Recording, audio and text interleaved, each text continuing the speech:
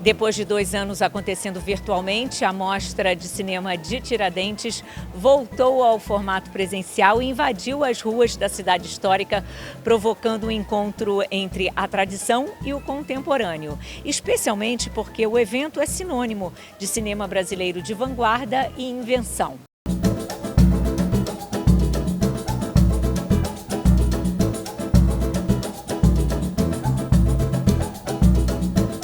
Os homenageados de 2023 foram os mineiros radicados no Recôncavo Baiano, Ari Rosa e Glenda Nicásio, que em suas trajetórias fazem um cinema que dialoga com o tema da mostra, o cinema mutirão.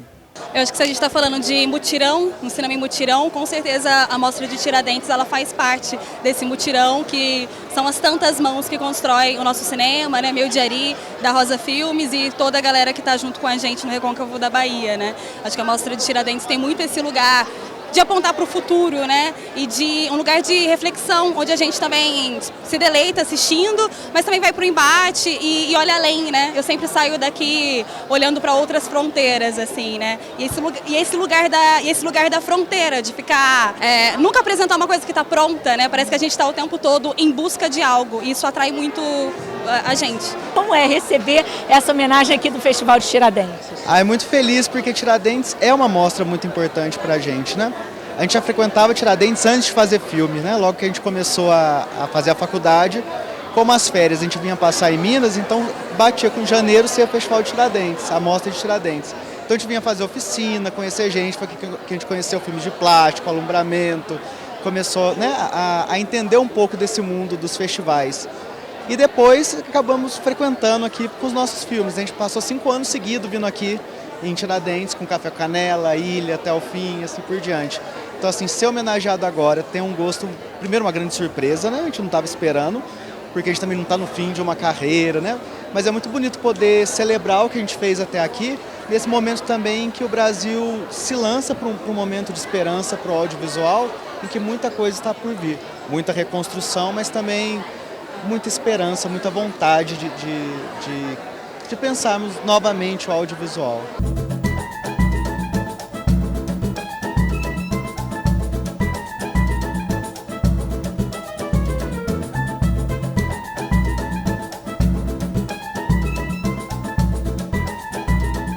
Bom, a seleção de 134 filmes pôde ser conferida em 3 cinemas instalados na cidade, no Cine Praça, no Cine Teatro e aqui no Cine Tenda.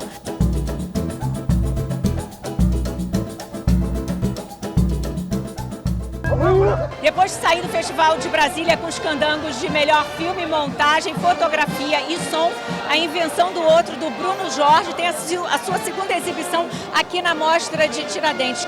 Para mim é um prazer estar aqui, na realidade. Estou voltando depois de quase 20 anos, então acho que tem um hiato grande aí para entender até como progrediu o evento e conceitualmente também. Como é, Bruno, exibir esse filme que traz essa questão indígena nesse momento do Brasil, né, que a gente está iniciando um novo governo que está com um olhar muito atento. A gente teve a criação do Ministério dos Povos Originários, então um governo que está muito atento a essa questão. Eu acho que o filme ele tem a colaborar com a discussão, principalmente na sua questão singular, que são o tratamento com os índios isolados, que eu acho que é algo que a gente tem muito pouco acesso em termos de realidade, né? Uma realidade muito distante da nossa. Então eu acredito que como produção de conhecimento estético, antropológico, ele pode ajudar muito nas discussões, enfim. E inclusive fui acionado para mostrar o filme na transição para algumas pessoas que estavam no processo. E eu acho que enfim, esse conhecimento etnográfico é importante para que se possa tomar, enfim, fazer políticas públicas que sejam de acordo com as condições.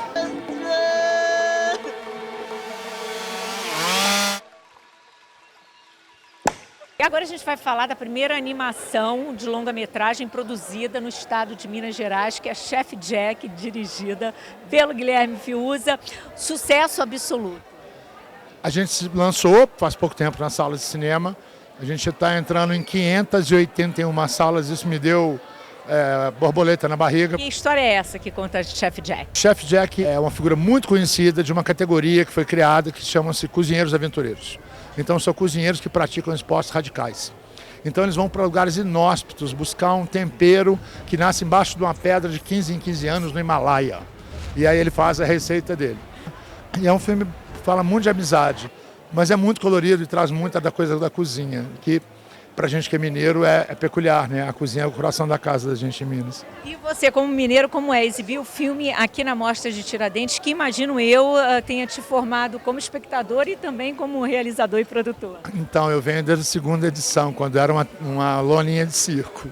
E foi onde a gente conseguiu exibir todos os filmes nossos e foi a janela para que a gente fosse catapultado. Eu acho que a importância do festival, assim, primeiro ele é o primeiro do ano e ele marca os novos realizadores, ele é muito voltado para isso. E o espaço para coisas consagradas, um espaço para a gente e uma vitrine para os mineiros e para o mundo inteiro, para quem está começando, para poder se mostrar para o restante do mundo e o restante do Brasil. Eu acho genial hoje a gente ter uma amostra tão grande, tão forte, tão resistente e depois desses anos todos de pandemia a gente tem uma amostra presencial e com essa grandeza e com essa riqueza, Simone. Estou aqui em Minas Gerais, claro, tinha que encontrar ela, né? A Casa de Marte 1. Mas você está participando, né, Regiane, do festival com o filme Chef Jack. Isso, que é a primeira animação mineira, né? E a gente já está nos cinemas. É um filme delicioso para a família toda.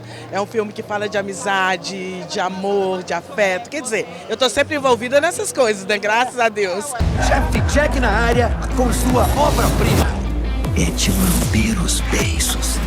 E vou provar pra todo mundo que sou o melhor cozinheiro aventureiro que já existiu. Das 15 mostras nas quais os filmes foram divididos e apresentados, eu queria destacar aqui 3. A Mostra Aurora, que reuniu 7 filmes que disputaram o troféu Barroco. Os filmes foram exibidos aqui no Cinetenda. A Mostra Cinema na Praça, que quando a insistente chuva deu trégua, celebrou sessões lotadas ao ar livre. E ainda a Mostra Olhos Livres, que exibiu 6 títulos, também aqui no Cinetenda, como Terroir Pará, de Jorane Castro, e A Alegria é a Prova dos 9, de Helena Inês. A intimidade da Helena Inês com a Mostra de Cinema de Tiradentes é fora de discussão. Você já esteve aqui inúmeras vezes, com filmes, como também homenageada, enfim, participando de discussões. Agora você traz seu novo longa-metragem, A Alegria é a Prova dos 9, que está na Mostra Olhos Livres e que tem tudo a ver com o cinema que você faz, né, Helena? Essa mostra que tem uma mirada mais livre, mais inventiva.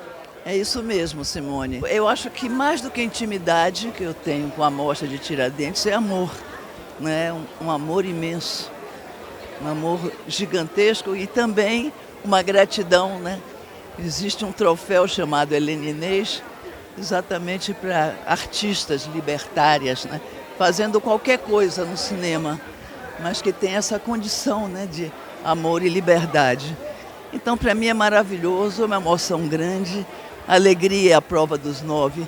É um filme que honra a gente brasileira de fazer, não é? É um filme cheio de amor. É um filme como a roupa que eu estou, a blusa, né, que eu estou, significa esperança, que esse Brasil é nosso também. E ele já é nosso. Sabe, é um filme do dia a dia, do que a gente fala, do que a gente pensa. E é um filme sobre o orgasmo, não é? Que é o orgasmo da mulher, que foi demonizado, que foi escandalizado por tanto tempo. E orgasmo é saúde. E esse é também o filme. No filme eu tenho um prazer imenso de trabalhar pela 4ª vez, né, com Ney Matogrosso. Isso não é pouca coisa para a Alegria, a Prova dos 9. É mesmo uma grande alegria, né? É um artista extraordinário. O elenco é extraordinário. O Ney Matogrosso volta à Mostra de Cinema de Tiradentes, depois de passar por aqui com o filme O Poder dos Afetos, também da Helena Inês. Agora você está nesse novo longa-metragem dela, que é A Alegria é a Prova dos 9. E é um filme que, mais uma vez, então, trata de liberdade, fala da experiência do desbunde, do autoconhecimento pelo prazer pelo corpo, de criação. Sim, e também orgasmo, né? Mas eu acho tudo isso a cara da Helena, né? E eu embarco em tudo isso porque eu acredito nessas liberdades todas também, né? Eu acho que não tem nada que seja feio, nada é pecado. Pecado é matar e roubar, né? Deixar a criancinha índio morrer, Isso é que é um crime. A gente tem que esclarecer aqui que a Helena não deixou ninguém da equipe assistir ao filme. E como é que fica a expectativa, assim, antes de assistir ao filme? Olha, eu fico assim meio inseguro, porque eu não sei o que vai acontecer, mas está na mão dela. Tudo que eu fiz está na mão dela, e ela vai usar o que ela bem entender, sabe? Eu já sei que é assim cinema, né? Você não pode querer ver o que você fez. Você faz, entrega na mão do diretor, depois você vai ver o que ele quis. Lírio, você é a pessoa mais importante que eu conheço. A gente tem que dizer que o Ney está em dose dupla aqui na Mostra de Cinema de Tiradentes, porque também está no elenco do filme do Rafael Zahar, O Peixe Abissal, que é sobre... É melhor você contar. É sobre o Luiz Capucho, mas é uma participação bem pequenininha. Quer dizer, demoramos assim umas 4 ou 5 horas para fazer, mas eu sei que é uma coisa bem pequena. Mas eu adorei fazer. Amar você é como me perder e sempre me encontrar depois sozinho. Terroir Pará, o documentário da Jorane Castro, está na mostra Olhos Livres, que inclui 6 títulos. Um documentário que retrata a música paraense nessa mostra que privilegia os realizadores com uma proposta bastante livre e inventiva. Eu fiquei muito feliz que o Terroir Pará fosse selecionado justamente nessa mostra, porque ele é um filme que propõe assim, um olhar um pouco mesmo muito sensorial, né, como se fosse um passeio pela Amazônia através da música paraense, um panorama atual da música paraense. Pois é, e claro, um diálogo com a floresta. Exato, a floresta, os rios e a natureza, né? Ou seja, e a cidade também, né? Porque a gente filma um pouquinho em Belém. Então mostra toda essa diversidade cultural do Pará e da Amazônia.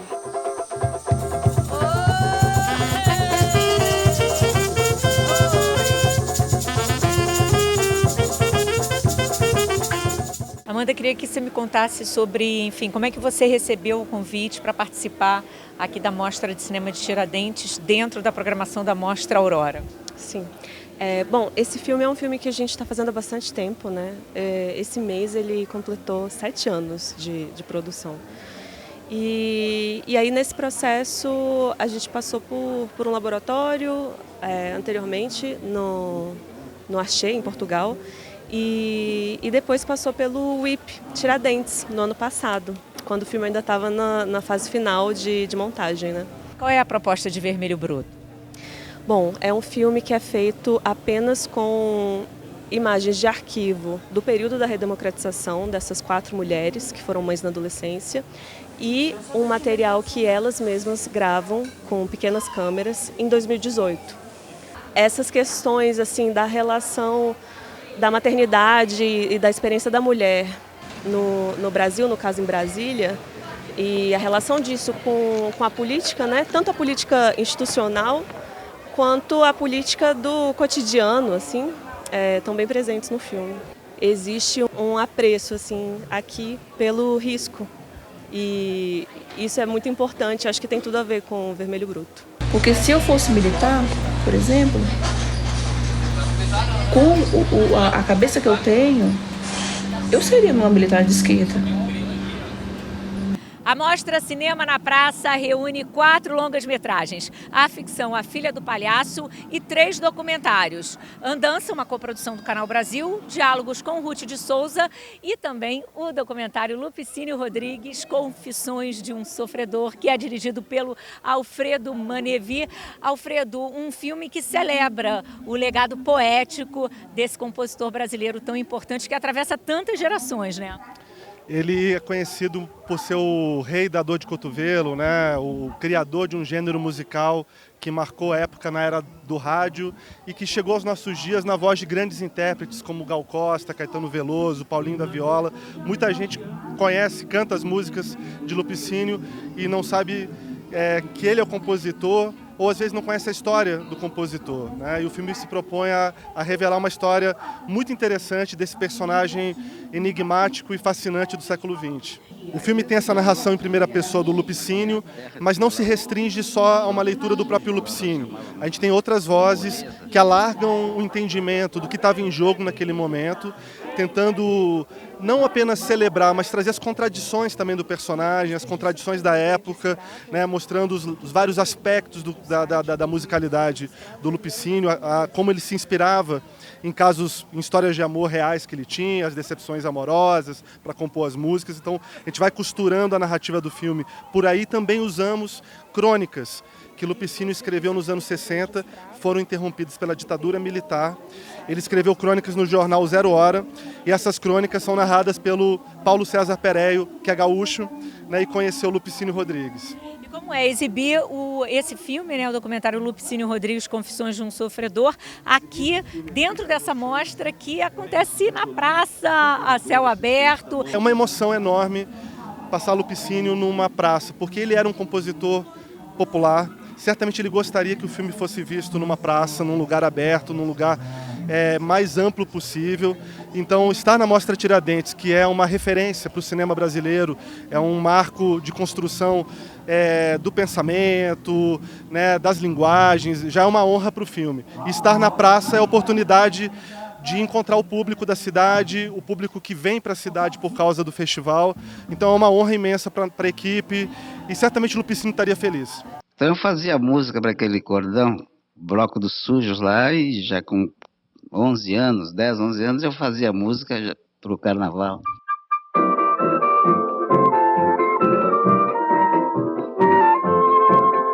O curta-metragem O Último Domingo é dirigido pelo Renan Brandão e pela Joana Claude, e ele vem de uma trajetória assim, de festivais internacionais e festivais brasileiros. Por exemplo, no Festival de Gramado ganhou 3 Quiquitos, e é um filme que parte da obra do José Saramago, O Evangelho segundo Jesus Cristo. Queria que você me falasse do desejo de contar uma história a partir dessa obra e, enfim, um pouco do que o filme trata. O desejo nasce nesse lugar de buscar uma ressignificação assim, né, dessa história bíblica, já conhecida por boa parte, mas existia um desejo, tanto meu quanto da Joana, de ressignificar o próprio Evangelho também, assim, de trazer a Maria, que é interpretada pela Jessica Ellen, enquanto protagonista dessa história, assim, essa mãe, né, do Filho de Deus, e buscar essa ressignificação a partir dessa personagem e, enfim, de alguma forma propor aí novas realidades possíveis dentro de uma história já conhecida por um determinado ponto de vista, assim. Acho que foi esse o ponto de partida. E o fato também, enfim, tanto eu quanto Joana, de serem admiradores assim, né, do Saramago, acho que o único Nobel, né, de literatura em língua portuguesa, então acho que isso também foi um dos pilares assim, motivacionais para seguir fazendo o filme. Eu não nego todo o mistério que há nisso tudo. Mas vocês estão diante de um julgamento sem causa. Francis, 134 filmes, 15 mostras com o tema Cinema Mutirão. Como é que vocês chegaram a esse tema e a partir daí trabalharam a curadoria dessa 26ª edição da mostra? Eu acho que a ideia de cinema mutirão é uma ideia, digamos assim, tradicional no cinema brasileiro. Ou seja, uma realidade, muitas vezes, né, um pouco como regra, né, na verdade, de escassez, muitas vezes de precariedade. Eu estou falando isso no âmbito do cinema independente, né? Então a gente pode ver que esse esforço coletivo em torno, né, num contexto, né, de precariedade, esse esforço coletivo para se fazer cinema, ele não é uma coisa nova, mas no atual momento histórico, eu acho que isso tem uma dimensão que ela é muito particular, né? Que foram anos de desmonte de políticas públicas, sucateamento de instituições, né? Então, esse esforço coletivo ele se fez necessário, né? Ou seja, a ideia de mutirão, né, não se dá num contexto ideal, mas num contexto de necessidade, num momento em pós-pandemia. Como todo mutirão, digamos, não é um projeto perene, mas é um projeto, né, é uma ação, digamos assim, emergencial. Na noite de encerramento foi exibido o longa-metragem pernambucano Propriedade, de Daniel Bandeira, que integra a seleção da mostra Panorama, do próximo Festival Internacional de Cinema de Berlim, que começa no dia 16 de fevereiro. Tem gente aqui que comprou com a voz, feito Zildo. Tem gente que comprou com o dedo. Tem gente até que comprou com a pele, com o olho. Eu comprei com o filho. E pelo segundo ano seguido, um filme de Minas Gerais vence a Mostra Aurora.